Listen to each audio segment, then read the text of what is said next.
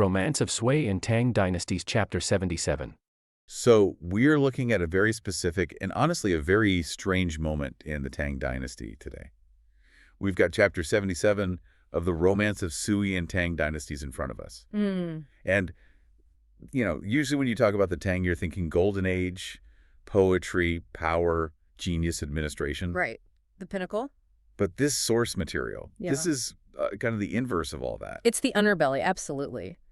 If the early Tang was about building this perfect structure of governance, the period we're looking at, the reign of Emperor Zongzong, is about watching termites eat that structure from the inside out. While he's just sitting on top of it, smiling. And asking everyone to please just get along. Yeah. It's such a fascinating character study. You have Emperor Zongzong, who this text shows as, well, not evil, but just lethally passive, the peacemaker. And then there's the power vacuum that this passivity creates. Yeah. And it is immediately filled by the women in his life. Right. You've got Empress Wei, the famous Shangguan Wanner, and his daughter, Princess Anil. That dynamic is so crucial. It really is. This isn't just, a simple story about a henpecked husband, which is how it's sometimes framed.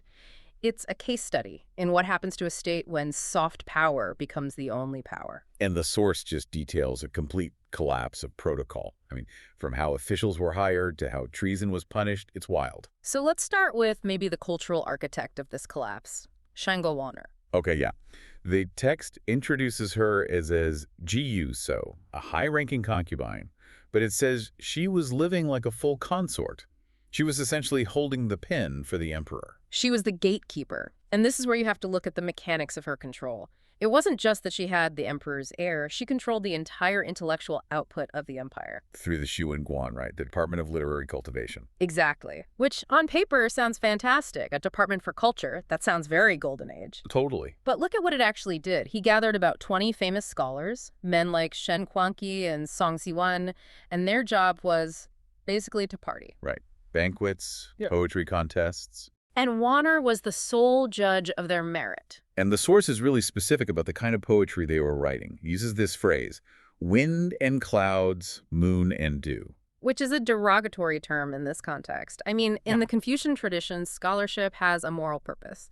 Your job is to critique the ruler, to identify suffering. To speak truth to power. Precisely. But wind and clouds poetry is purely aesthetic. It's pretty, it's flowery, and it is completely empty of any real political substance. So by promoting this style, Wanner wasn't just playing art critic. She was, effectively neutering the entire intelligentsia. That's it, exactly. If you wrote about the moon, you got promoted. Yeah. If you wrote about, say, corruption, you were shut out. The source says that righteous scholars were literally blocked from seeing the emperor. It was a filter. A filter for style over substance. And speaking of filters, or maybe the lack of them, her private residence, the source mentions she set up a home outside the palace walls. Why was that such a big deal? Well, the imperial palace is supposed to be this hermetically sealed environment, right? Totally sealed.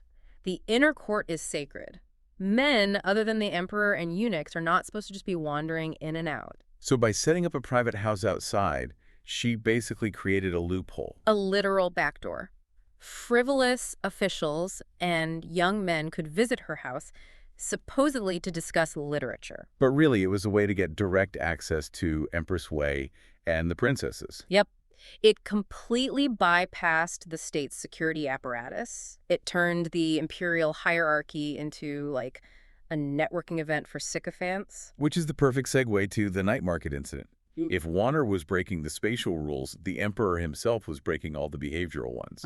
This is one of the most vivid scenes in the text. You have the emperor and Empress Wei. They decide they want to see the Lantern Festival. So they dress up as commoners. In what the text calls microclothing, yeah.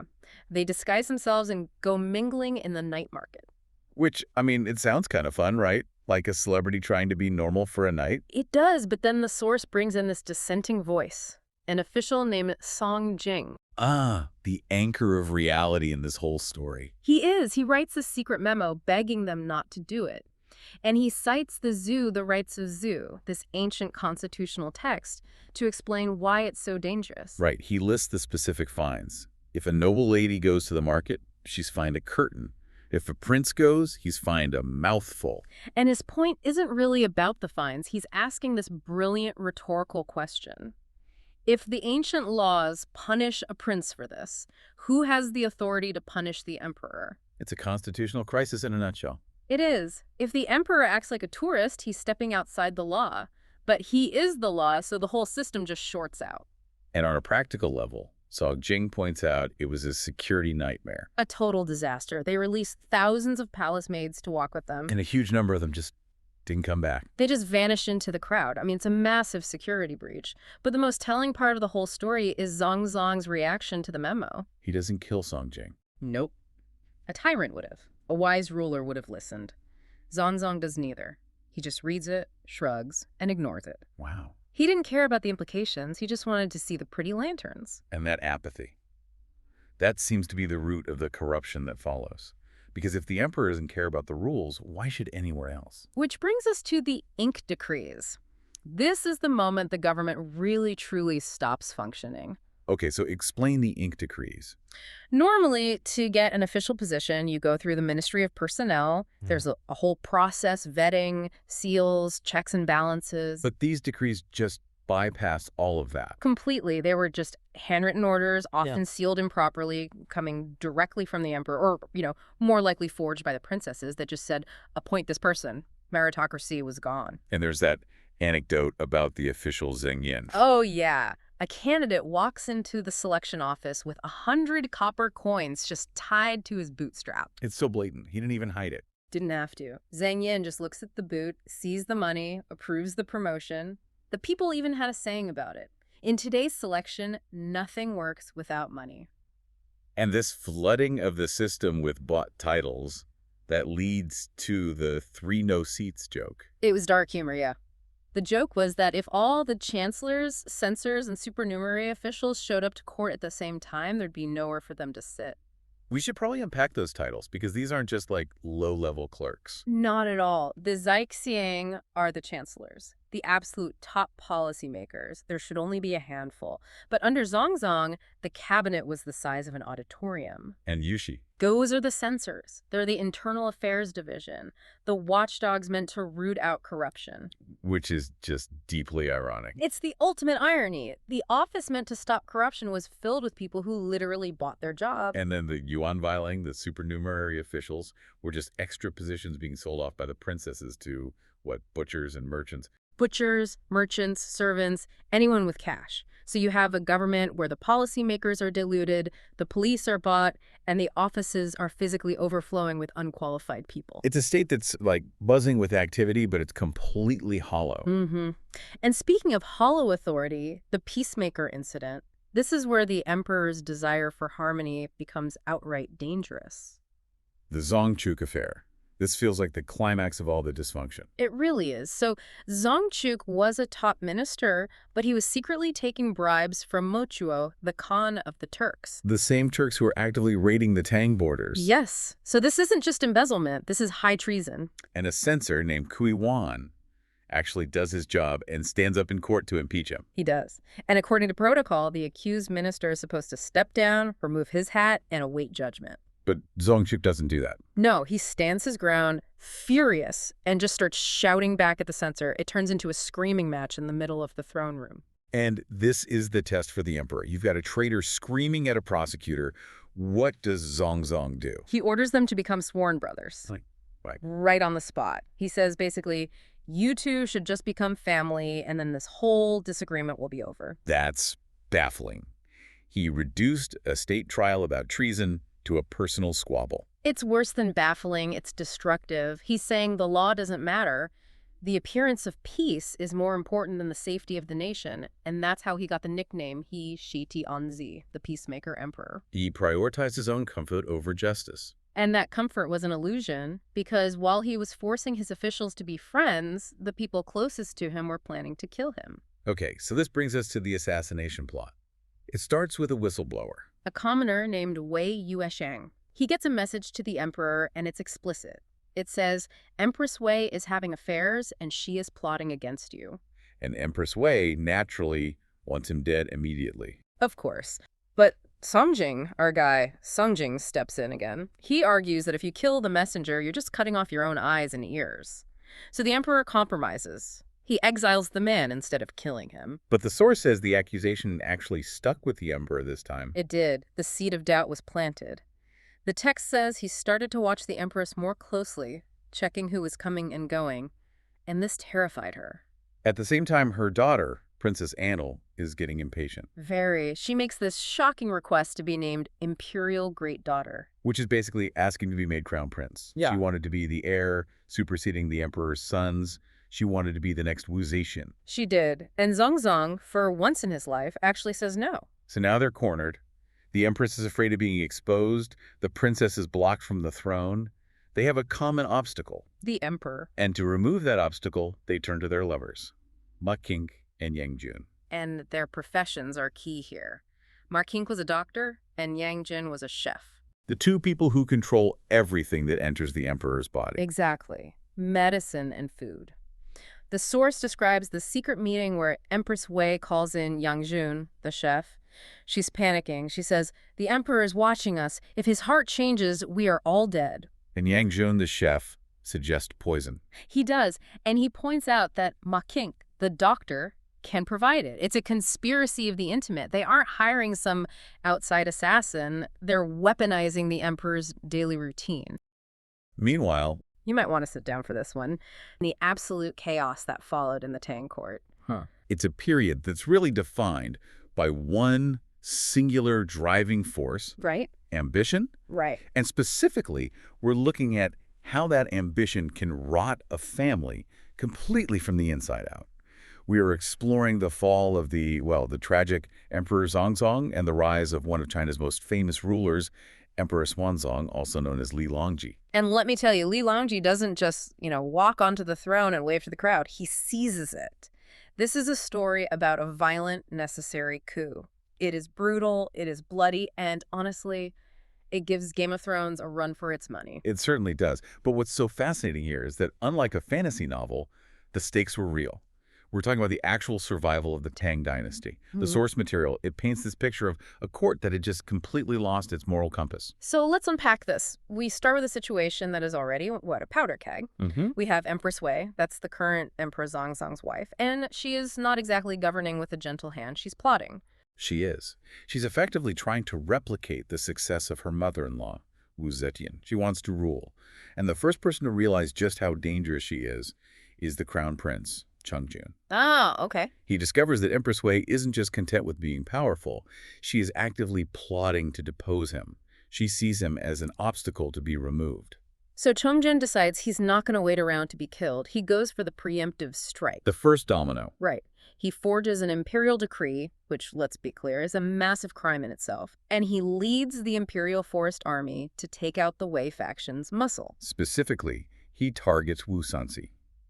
Now, Wu Sanzi was a remnant of the Wu Zetian era, a key ally, and it was widely rumored he was a lover of Empress Wei, So Chongjun storms Wu Sanzi's private residence. with the intent to wipe them out completely. And this is where the text gets incredibly graphic. He finds Wu Sanzi's son, Wu Chongsun, just sitting there drinking. Chongjun doesn't arrest him. No. He beheads him right there in the room. And then, in this fit of absolute rage, he orders the soldiers to chop the corpse into pieces. It's a gruesome detail, but it reflects the level of hatred that had just built up. This wasn't just political, it was personal. He wipes out the entire household, old, young, male, female.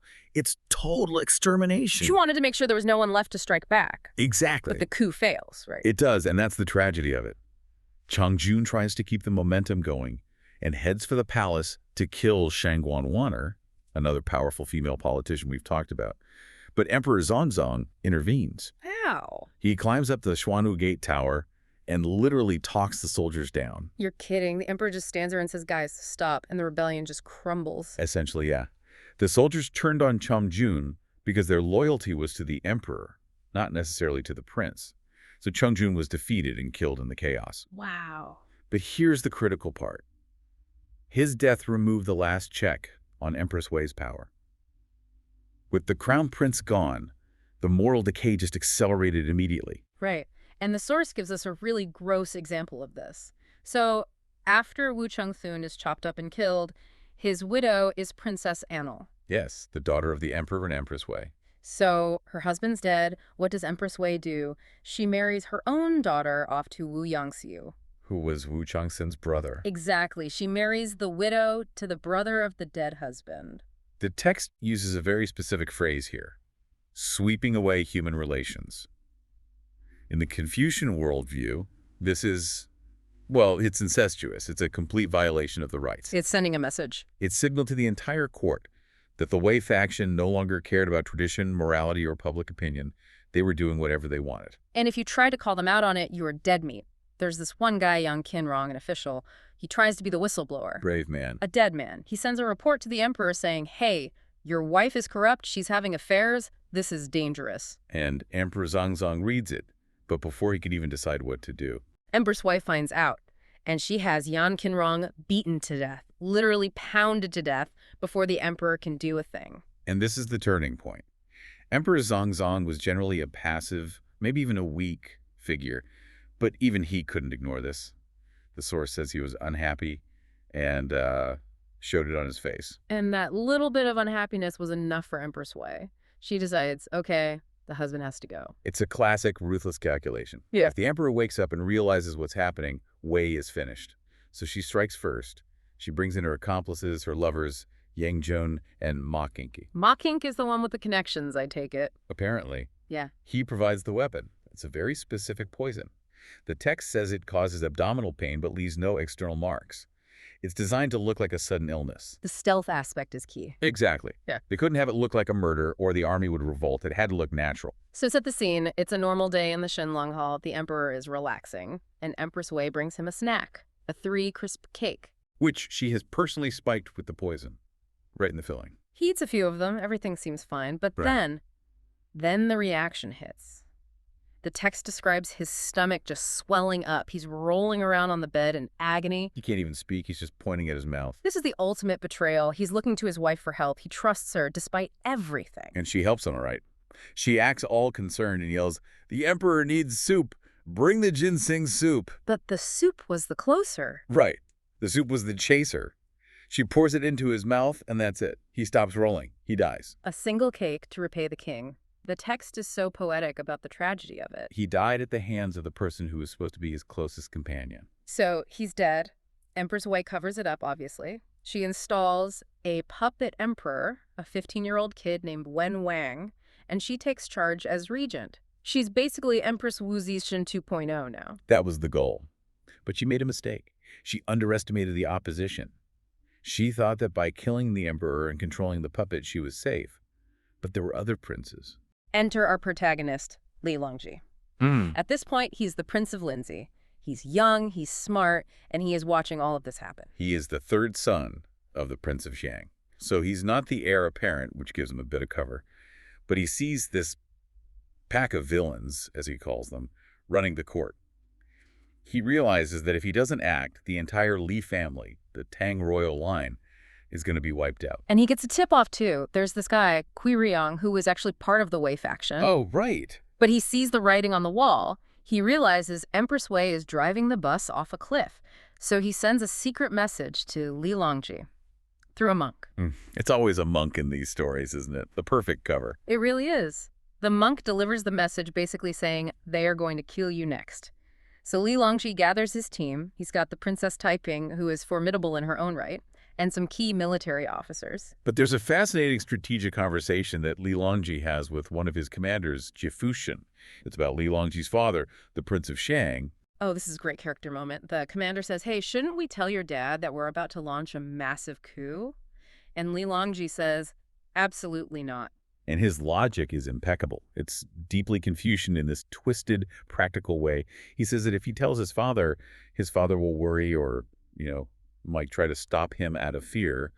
But more important... Possible deniability. Exactly. If the coup fails and Li Longji dies, his father can plausibly deny any knowledge of it. I didn't know my son was crazy. Don't look at me. Right. Li Longji is willing to take the fall alone. But if he succeeds, he plans to hand the throne to his father. So it's an act of filial piety that's disguised as disobedience. He's protecting his parent by keeping them in the dark. It's a high risk, high reward. So the plan is set. And then the universe decides to just drop a sign. It's the middle of the night. The coup is about to start. And suddenly a meteor shower. Stars falling like rain. In ancient Chinese culture, celestial events were always seen as omens. Usually they signal that the mandate of heaven is shifting. It creates this atmosphere of cosmic endorsement. Totally. His advisor, Liu Yuqi, looks up and says, It's a sign from heaven. The time is now. So they launch the assault. They hit the Imperial Forest camp first. That's crucial because that's where the military power is. It is. Gefushin, the commander we mentioned, he bursts in and kills the Wei commanders immediately. He cuts off the head of the snake before it can even strike. And then they pulled this brilliant PR move. Liu Yuki yells out to all the confused soldiers, "Empress Wei poisoned the emperor!" And that changed everything. The soldiers were already suspicious. When they heard the confirmation, even if it was technically a rumor at that moment, they switched sides instantly. So now Li Longji has an army. He attacks the palace at the Shuano Gate. This is the big showdown. And Empress Wei, well, she completely panics. The description of her end is pathetic in the classical sense of the word. She's not a warrior queen going down fighting. No, she's asleep. She wakes up to the sound of screaming and swords clashing. The text says she runs out of the hall wearing only small clothes and a single shirt. So she's running around in her underwear. Basically, she runs into her lovers, Yang and Ma, the guys who helped poison her husband. She's hoping they can save her. Spoiler alert. They cannot. Not even close. The soldiers catch them. And the soldiers are not in a forgiving mood. They chop Yang and Ma into meat paste. A gruesome end, but it shows the sheer rage of the troops. These men had defiled the court. And then they turn to Empress Wei. She begs for mercy. But the soldiers are chanting, "Everyone hates the treasonous king killer," and they hack her to death right there. It's the total collapse of her ambition. All that plotting, the poisoning, the maneuvering, it just ended in a chaotic, bloody mess in a hallway. But there's one death that feels even more cinematic to me. Princess Annel. Remember the one who married her brother-in-law? Yes. The text paints a very specific image of her. It's morning now. The coup has been raging all night, but apparently she slept through it or she's in a soundproof wing of the palace. Right. She's sitting in front of her mirror, painting her eyebrows. The juxtaposition is just striking. Outside, there's a revolution. Inside, she's focusing on her vanity. She's just perfectly shaping an eyebrow, and then bam, soldiers burst in. They don't even hesitate. They kill her right there at the vanity table. It creates such a powerful image of how sudden the fall was.